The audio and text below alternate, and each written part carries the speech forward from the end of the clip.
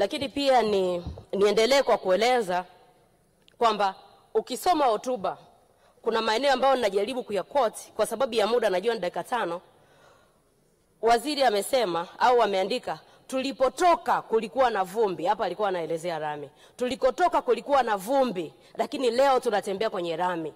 Tulikotoka kulikuwa na miteremko isiyopitika, leo tuna barabara zinaunganisha ndoto na fursa.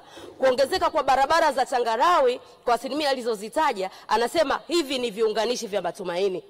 Unavyosoma vyote alivyovisema katika jimbo langu la Kyerwa ni kama havina uhusiano. Na wakati mwingine nikiwa nasoma najiuliza, hivi tuna Tanzania ngapi? Natambua kwamba resources zinaweza zisitoshe, lakini resources zitakuwa na maana kama zikimgusa mmoja mmoja, kama zikigusa jamii, kama zikigusa wilaya, kama zikigusa jimbo. Sisemi hakuna kilichofanyika, lakini nikipata muda nikaeleza ramani ya wilaya ya Kyerwa, kuanzia zahanati, hali ya zahanati, idadi ya watumishi, hali yenyewe iliyopo, vyumba wanavyotumia kina mama, maeneo ya kupumzikia. Nikaanza zahanati moja moja, nikakutajia Songambele, nikatoka nikakutajia Nyakatuntu na maeneo mengine. Utasema kweli hii mlioandika Mheshimiwa Waziri haituhusu sisi. Lakini tukitoka hapa tukaenda kwenye changamoto ya vyumba vya madarasa ya shule za misingi. Kuna baadhi ya vyumba tukiongelea baadhi ya vyumba, majengo yamechakaa. Maeneo mengine sawa wamejenga, lakini sisi ukijenga maeneo mengine na kwenye wilaya isiguswe, wananchi hawezi kuelewa unachokisema. Kwa hiyo bado tuna vyumba vingi ambavyo ni chakavu kwenye maeneo yetu, nikianza kwenye shule ya msingi Songambele na maeneo mengine kadha wa kadha ambayo kwa sababu na dakika 5 sitayataja. Lakini wito wangu naotaka kuutoa, wananchi wametumia gharama zao kujenga magofu. Tuna magofu ambayo yana wastani wa zaidi ya miaka 15 mpaka 12. Serikali tunaomba mwende mmalizie hayo majengo, kwa sababu wamejenga kwa maumivu makali, wamejenga kwa kufungiwa, wamejenga lakini leo ameshindwa kuisha. Naomba tutie nguvu kuhakikisha haya majengo yanakamilika. Lakini sio hivyo tu. Changamoto ya vyoo. Leo katika karne ya 21, wakati ukijisifia kuna maeneo kadha wa kadha, mashule ya msingi kwenye maeneo yetu yanafungwa kwa kukosa vyoo. Orodha ni ndefu, muda hautoshi, lakini waziri akitaka nitampatia. Vyumba vinafungwa, shule inatishiwa kufungwa kwa sababu haina matundu ya vyoo. Kuna shule moja ya msingi ambayo iko kata ya Nyakatuntu, wana matundu 2 ambao haya matundu wanatumia walimu na wanafunzi, matundu 2 ambao mengine yameshazama. Hiyo tunaongelea karne ya 21.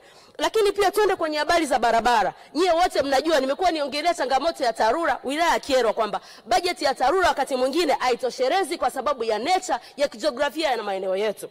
Kwa hiyo ni lazima tunapokuwa tunaongelea hizo quick wins zisambae kwenye maeneo yote, na hasa maeneo ambayo ni ya kimkakati. Ukija kwenye wilaya zetu zina uchumi, zina rutuba, zina kila kitu. Kama serikali ikiwekeza, kama serikali ikitoa maendeleo, ina maana sisi tutafika mbali. Naomba hayo niaache, nije kwenye kazi ambazo ameifanya Mheshimiwa Rais. Mheshimiwa Rais ni mmoja kati ya champion ya maridhiano.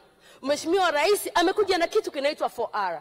Sisi wengine tuliamini kwamba nchi ilihitaji mwanamke katika wakati sahihi kuiponya, na akaja na 4R zake, akasema kuna reconciliation, resilience, reforms, rebuilding. Hizo ndio 4R ambazo zimemdefine Mheshimiwa Rais duniani.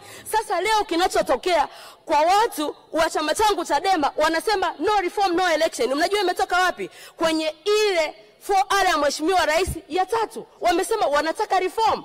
Ni kwa nini wametaka reform? Kwa sababu ya past experience. Sisi wote humu ndani tumewahi kukiri kuna wakati mambo yanaweza kwenda ndivyo sivyo. Hivi kwa watu kusema wanataka reform ni kosa? Mheshimiwa Rais yeye ameridhia kwamba hii nchi kama taifa tuje pamoja, tujadili mustakabali wa maendeleo yetu. Ndio maana ameleta reform. Ameongelea reconstruction. Kuna shida ya reconciliation. Leo tunawaweka watu ndani kwa sababu ya kutaka reform. Tundu Lissu ni sahihi. Hii amani tulionao leo, amani ni tunda la haki. Amani tulionao leo, kuna watu wamefanya kazi kubwa mpaka amani tunayo leo. Hatuwezi kukubali kuivuruga amani kwa sababu ya ubinafsi wa uchaguzi. Hatuwezi kutaka kuhimiza Tanzania. Kwanza wanasiasa ni wangapi?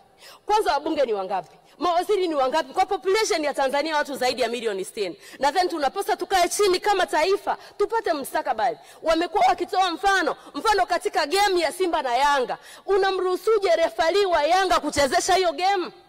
Hayo maelezo mbona ni yako wazi? Na nirudie kusema, iki chama kazi mmefanya, si mmejenga lami, si mmepeleka zahanati, si mmepeleka umeme, kwani shida iko wapi refaria akiwa neutral? Mimi nadhani hiyo ndo call napasa kuitoa. Nimalizie na chaguzi za serikali za mtaa. Aliyemaliza kuongea ameongea. Mheshimiwa Mwenyekiti, kwa dakika moja. Kuna maeneo ambako kulikuwa na mgombea mmoja. Wananchi walipasa kupiga kura ya hapana. Hao ndio. Au wananchi walipiga kura ya hapana, maeneo mengine kura zao hazijawahi kuhesabiwa mpaka leo na mshindi hajawahi kutangazwa. Haya mambo yanaliumiza taifa. Sisi tunataka taifa letu la amani lenye viongozi wanaoheshimika waliopatikana kwa credibility. Tudumishe hiyo, itatufikisha mbali. Nakushukuru Mheshimiwa Mwenyekiti. Asante sana Mheshimiwa Bunge, mmejitahidi kuzingatia muda. Nashukuru.